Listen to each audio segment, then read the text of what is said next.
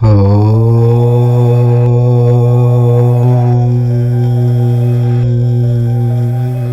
నెల 12వ తేదీ సోమవారం రోజు వైశాఖ పౌర్ణమి రాబోతుంది. దీనినే మహావైశాఖి అని పిలుస్తారు. ఈరోజే బుద్ధ జయంతిని, శ్రీరామ జయంతిని, అన్నమాచార్యుల జయంతిని జరుపుకుంటారు. ఇది మామూలు పౌర్ణమి కాదు, చాలా శక్తివంతమైన పౌర్ణమి. అయితే ఈ పౌర్ణమి తిథి రోజున మర్చిపోకుండా ఈ 2 వస్తువులను మీ ఇంటికి తెచ్చుకుంటే చాలు. కూర్చొని తిన్నా తరగని ఆస్తి వస్తుంది, కోట్లు దూసుకు వస్తాయి. మీ ఇంటికి డబ్బు దూసుకు వస్తుంది, ధన సమస్యలన్నీ కూడా పోతాయి. కాబట్టి ఈ వస్తువులను మర్చిపోకుండా ఇంటికి తెచ్చుకోండి. అలా తెచ్చుకుంటే మీరు కని విని ఎరుగని సంపదను మీ సొంతం చేసుకోగలుగుతారు. ఎందుకంటే ఈ పౌర్ణమికి అంత శక్తి ఉందని మనకు పురాణాలు చెప్తూ ఉన్నాయి. కనుక మర్చిపోకుండా ఈ వస్తువులను మీ ఇంటికి తెచ్చుకోండి. అసలు ఈ పౌర్ణమి రోజున ఏ వస్తువులను ఇంటికి తెచ్చుకోవాలి అనే విషయాన్ని ఇప్పుడు మనం ఈ వీడియోలో వివరంగా తెలుసుకుందాము. అలాగే ఈ వీడియోకి ఒక లైక్ కొట్టి మా ఛానల్ని కూడా సబ్స్క్రైబ్ చేసుకోవటం మర్చిపోవద్దు. వైశాఖ పౌర్ణమిని మహావైశాఖి అంటారు. ఇది శ్రీ మహావిష్ణువు కూర్మావతారం దాల్చిన రోజు. ఈ పుణ్య సందర్భాన్ని పురస్కరించుకొని ఈరోజు జనులు శ్రీ మహావిష్ణువును ఆరాధిస్తారు. వైశాఖ పౌర్ణమి రోజు చేసిన దానం జన్మ జన్మాంతరాల పాపాలను తొలగిస్తుంది, విశేష ధన ప్రాప్తిని కలగజేస్తుంది. ఈరోజే కూర్మ జయంతిని జరుపుకుంటారు. దుష్ట శిక్షణ, శిష్ట రక్షణ కోసం శ్రీ మహావిష్ణువు దశావతారాలెత్తాడు. అందులో 2వ అవతారం కూర్మ అవతారం. కృతయుగంలో దేవదానవులు అమృతం కోసం క్షీరసాగరం చిలకటం మొదలుపెట్టారు. మందరగిరిని కవ్వంగా, వాసుకిని తాడుగా చేసుకుని దేవాసురులు పాల సముద్రాన్ని చిలుకుతూ ఉండగా మందరగిరి సముద్రంలోనికి జారిపోతుంది. సముద్ర మదనానికి ఆటంకం కలిగింది. ఆ ఆటంకం నుంచి బయటపడేలాగా అనుగ్రహించమని దేవతలు శ్రీ మహావిష్ణువును వేడుకున్నారు. అప్పుడు నారాయణుడు కూర్మ రూపం దాల్చి సముద్రంలోనికి మందరగిరిని మునిగిపోకుండా చేశాడు. అలా ఉద్భవించినదే కూర్మావతారం. కూర్మావతారాన్ని కొలిచే ఆలయాలు దేశంలోనే కాదు, ప్రపంచంలోనూ కూడా చాలా తక్కువ.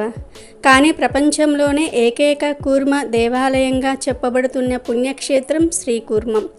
అరుదైన శిల్పకళతో రూపుదిద్దిన ఈ ఆలయం శివకేశవ అభేదాన్ని సూచించే క్షేత్రంగా విరజిల్లుతోంది.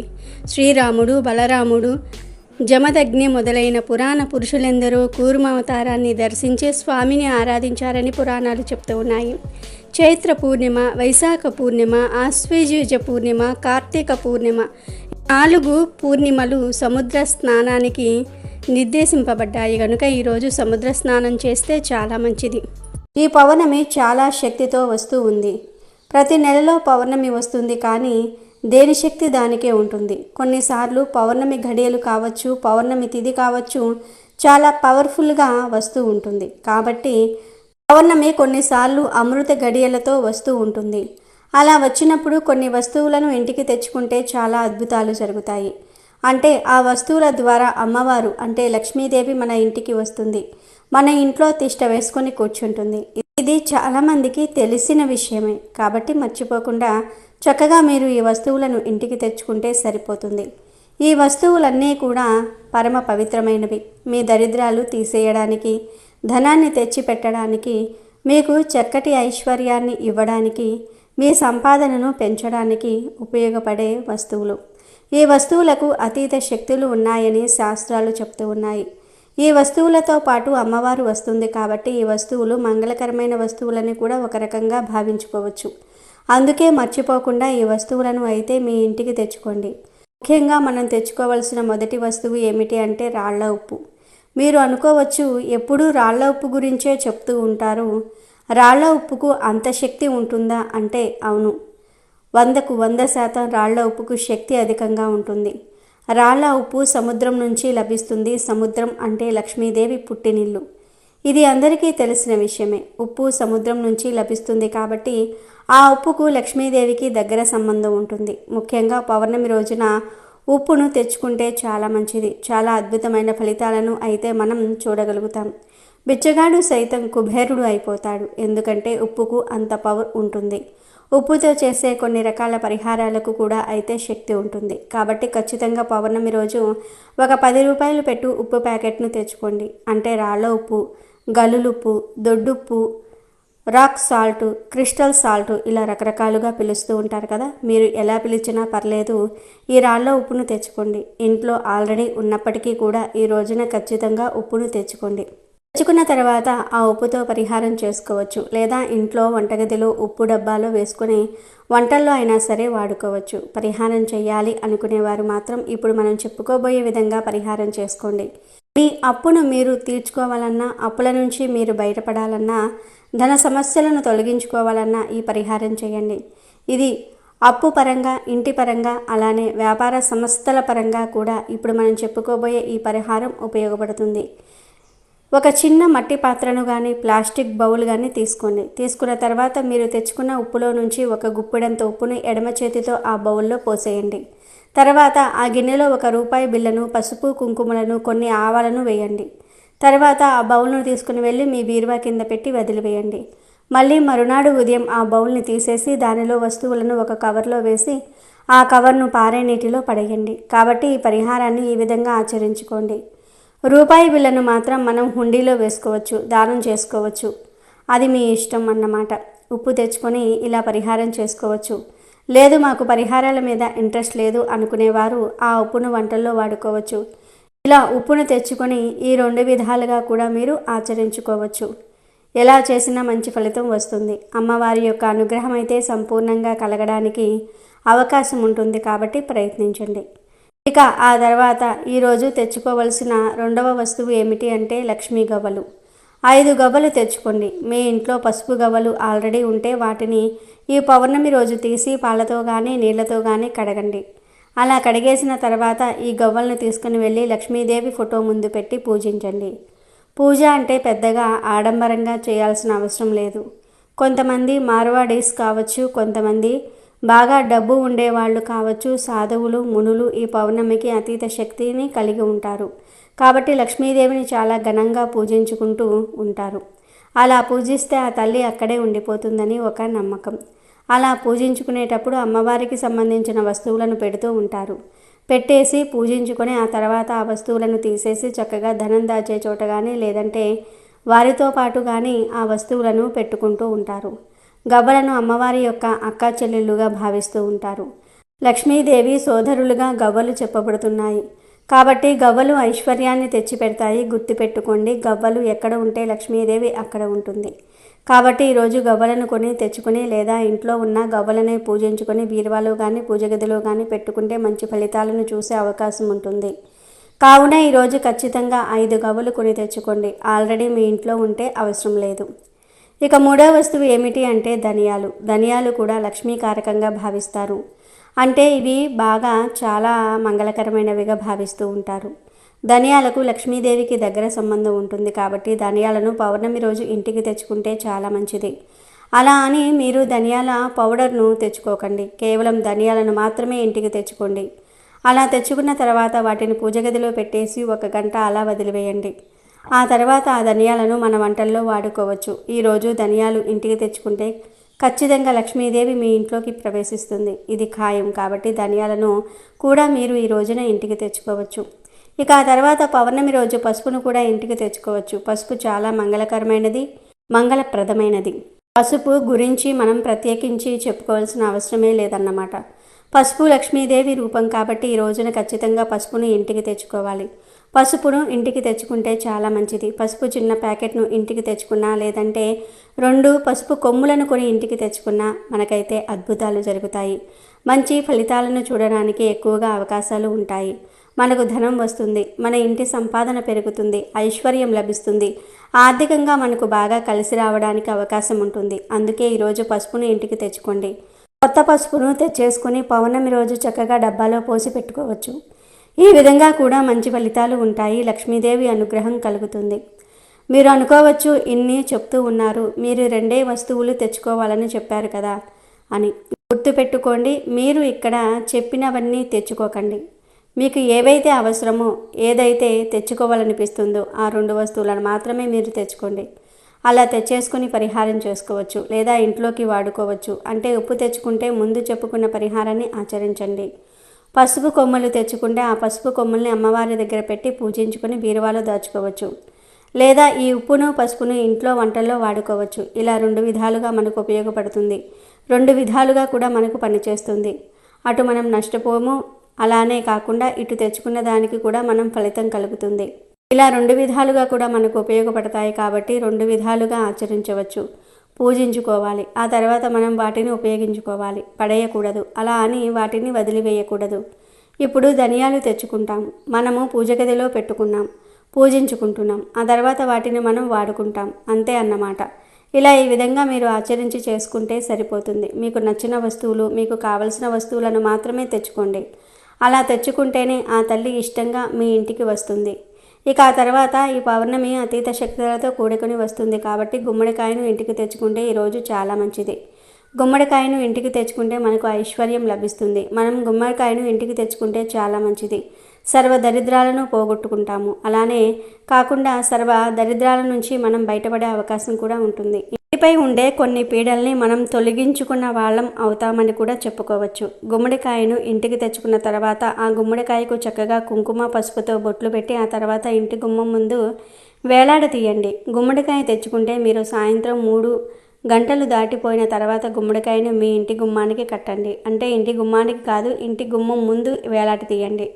ఇలా గుమ్మడికాయను చక్కగా ఇంటి ముందు వేలాడ తీస్తే చాలా మంచిది. అంటే గుమ్మడికాయ పాతది ఉండి అది చాలా పాడైపోయింది, అదంతా కూడా ఎండిపోయింది అనుకుంటారు కదా, అలాంటి గుమ్మడికాయను ఈరోజు తీసి పడేసి కొత్తది తెచ్చి ఇలా కట్టుకుంటే కొత్త సంవత్సరంలో మనకు ఐశ్వర్యమే ఐశ్వర్యం అన్నమాట. ఈ గుమ్మడికాయ మనకు దిష్టిపరంగా ఉపయోగపడుతుంది. చక్కటి మంచి ఫలితాన్ని తెచ్చిపెడుతుంది. మన జీవితాన్ని మారుస్తుంది. మనకు అష్టైశ్వర్యాలను సిద్ధించేలాగా చేస్తుంది. ఎలాంటి ఇబ్బంది అనేది లేకుండా చేయడానికి ఉపయోగపడుతుంది. అందుకే గుమ్మడికాయను ఈరోజు తెచ్చి ఇంటి గుమ్మం ముందు వేలాడ తీసుకోండి. మంచి ఫలితాన్ని పొందండి. కొంతమంది దిష్టి బొమ్మల్ని తెచ్చి పెట్టుకుంటూ ఉంటారు. అలా పెట్టకండి. దిష్టి బొమ్మ ఎప్పుడూ కూడా మన ఇంటికి పెట్టకూడదు. మనం ఏదో మన ఇంటికి దిష్టి తాకకూడదని దిష్టి బొమ్మల్ని పెడతాము.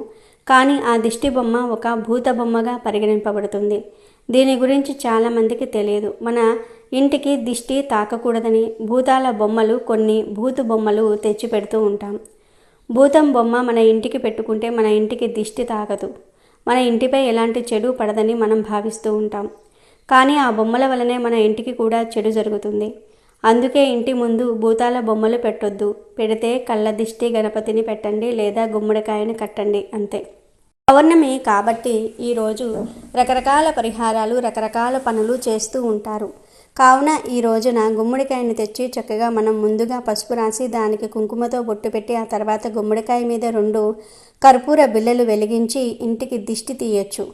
ఒకవేళ ఇంటి ముందు మేము కట్టలేమండి, కట్టుకునే అంత వీలు మాకు ఉండదు, కట్టుకోవాలంటే మాకు కుదరదు అనుకునేవారు అలా దిష్టి తీసేసి గుమ్మడికాయను పగలగొట్టుకోవచ్చు. లేకపోతే ఆ గుమ్మడికాయను ఇంటి ముందు వేలాడ తీసుకోవచ్చు. ఎలా చేసుకున్నా ఫలితం ఉంటుంది. ఎలా చేసుకున్నా కానీ ఫలితాలు అయితే వస్తాయి. కాబట్టి ఇలా ఈ విధంగా చక్కగా పరిహారాలు చేయండి, ఫలితాలను పొందండి. సగం దరిద్రాలు మనకు తొలగిపోవాలి, బాగా కలిసి రావాలి, మాకు పట్టిందల్లా బంగారం కావాలి, లక్ష్మీదేవి అనుగ్రహం కలగాలి అనుకునేవారు మర్చిపోకుండా ఈ వస్తువులను అయితే ఇంటికి తెచ్చుకోవాలి. అలాగే ఈ రోజున ముఖ్యంగా ఈ పౌర్ణమి తిథి రోజున అత్తరు చీస, అంటే చిన్నది అత్తరు చీస మనకు దొరుకుతూ ఉంటుంది, అది తెచ్చుకోండి. అలా తెచ్చుకుంటే ఇంకా చాలా మంచిది. అత్తరు చీస అంటే మనకు నార్మల్గా 25 నుండి 30 రూపాయల లోపే ఉంటుంది. మనకు పూజా స్టోర్స్లో కానీ బ్యాంగిల్స్ స్టోర్స్లో కానీ ఇలా షాపులో దొరుకుతూ ఉంటుంది. ఫ్యాన్సీ షాపుల్లో కానీ దొరుకుతూ ఉంటుంది. అలా ఆ అత్తరు చీసాను మన ఇంటికి తెచ్చుకోవటం వల్ల అయితే మనకు అద్భుతాలు జరుగుతాయి. ఎందుకంటే అత్తరు అంటే అమ్మవారికి ఇష్టం. ఇందులో చాలా ఫ్లేవర్స్ ఉంటాయి. అవన్నీ కూడా మీరు తెచ్చుకోకండి, గుర్తుపెట్టుకోండి. జాస్మిన్ స్మెల్ కానీ లేదంటే గులాబీ పూలకు సంబంధించింది కానీ మాత్రమే తెచ్చుకోవాలి. ఈ 2 పరిహారానికి ఉపయోగపడతాయి, దైవానికి పూజకు ఉపయోగపడతాయి. అవే పరిపూర్ణ పరిహారానికి సిద్ధింపబడతాయి. అందుకే ఈ రెండిటిల్లో ఏదో ఒకటి తెచ్చుకొని చక్కగా ఈ రోజున గుమ్మాల దగ్గర, ఇంట్లో, అలానే కాకుండా పూజ గదిలో ఆ అత్తరును కొంచెం చిలకరించుకుంటే లక్ష్మీదేవి పరుగున ఇంటికి వచ్చి కూర్చొని మీ సంపాదన పెంచేసి చక్కగా ఐశ్వర్యాన్ని ఇచ్చేసి మీ జీవితాన్ని మార్చేస్తుంది. కనుక అందరూ కూడా ఈ పౌర్ణమి రోజు ఈ వస్తువుల్లో నుండి ఏవో ఒక 2 వస్తువులు ఖచ్చితంగా తెచ్చుకోండి. శుభ ఫలితాలను పొంది సంతోషంగా జీవించండి. వైశాఖ పురాణంలోని కథను విందాం. పూర్వము గోదావరి తీరమున బ్రహ్మేశ్వరము అనే ఒక పుణ్యక్షేత్రము కలదు. దుర్వాస మహాముని శిష్యులు అయినటువంటి సత్యనిష్ఠుడు, తపోనిష్ఠుడు అనువారు అక్కడే ఉండేవారు. వారిద్దరూ మహాజ్ఞానులు, సర్వసంగ పరిత్యాగులు, ఉపనిషత్తులను బాగుగా చదివినవారు, అందులోని భావమును గ్రహించినవారు. వారు భిక్షాన్నమును మాత్రమే భుజించే మిక్కిలి పుణ్యశాలులు.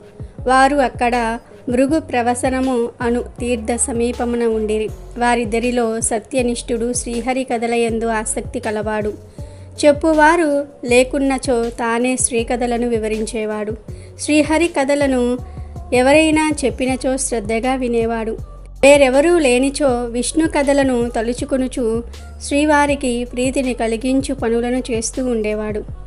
శ్రీహరి కథలను చెప్పేవారు ఉంటే రాత్రింబగళ్ళు తన పనులను మాని కథలు వింటూ ఉండేవాడు. అలాగే వినే వారున్నచో తాను రాత్రింబగళ్ళు శ్రీ మహావిష్ణు కథలను వివరిస్తూ ఉండేవాడు.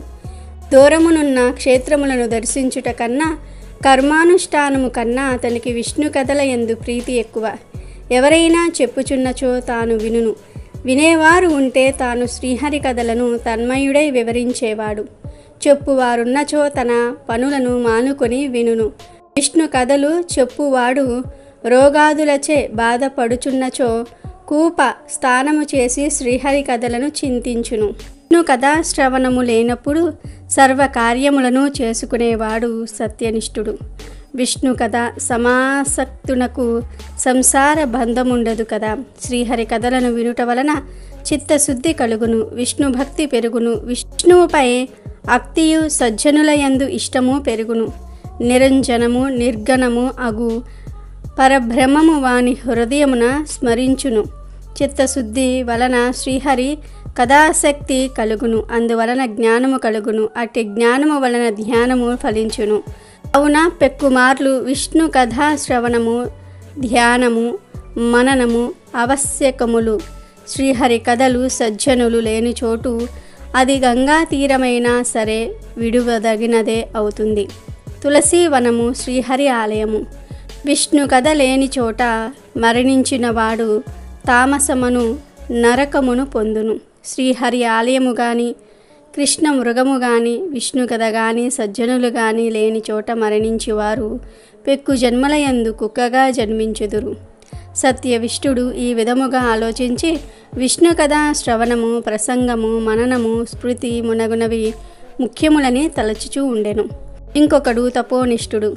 తపోనిష్ఠుడికి పూజ జపాది కర్మలంటే ఇష్టము కనుక తపోనిష్ఠుడు వాటిని ఎప్పుడూ మానక పట్టుదలతో చేస్తూ ఉండేవాడు. శ్రీహరి కథలను వినడు, చెప్పడు. ఎవరైనా చెప్పుచున్నచో తీర్థ స్నానమునకు పోయేవాడు. తీర్థ స్నాన సమయమున శ్రీహరి కథా ప్రసంగము వచ్చినచో పూజాది కర్మకలాపము ఉడగునని దూరముగా పోయేవాడు. తనను అనుసరించి ఉన్నవారు కూడా స్నానాది కర్మలను ఆచరించి తమ ఇంటి పనులను చేసుకునుటలో ఇష్టము కలవారై ఉండేవారు. ఇలా ఎంతకాలము గడిచినా తపోనిష్ఠుడు కర్మానుష్ఠానము తప్ప శ్రీహరి కథాశ్రవణము, చింతనము, స్మృతి మునగు వానిని చేయలేదు. ఇట్టి అహంకారి కొంతకాలమునకు మరణించాను. శ్రీహరి కథాశ్రవణము మునగునవి లేకపోవుటచే తపోనిష్ఠుడు పిశాచమే చిన్న కర్ణుడు అనే పేరుతో జమ్మి చెట్టు నందు నివసించుచూ ఉండెను. అతను బలవంతుడైనను నిరాధారుడు, నిరాశ్రయుడు, ఎండిన పెదవులు, నోరు గలవాడై ఉండెను. ఇట్లు బాధపడుచు వాని సమీపమునకు వచ్చువారు లేక మిక్కిలి సంవత్సరముల కాలముండెను. కొన్ని వేల సంవత్సరముల బాధపడుచూ ఉండెను. ఆకలి దప్పికలు కలిగి అవి తీరు ఉపాయము లేక మిక్కిలి బాధపడుచూ ఉండెను. వాని శరీరమునకు జలబిందువు అగ్నిగాను, జలము ప్రళయాగ్నిగాను, ఫల పుష్పాదులు విషముగాను ఉండేవి. ఈ విధముగా కర్మ పారాయణుడగు తపోనిష్ఠుడు పలు విధములుగా బాధపడెను. నిర్జనమైన ఆ అడవి యందు అతడు మిక్కిలి బాధపడుచూ ఉండగా ఒకనాడు సత్యనిష్ఠుడు పనిపై ఐంటీనస పురమునకు పోవుచు ఆ ప్రాంతమునకు వచ్చెను. అతను అక్కడ పెక్కు బాధలను అనుభవించుచున్న చిన్న కర్ణుణ్ణి చూసెను.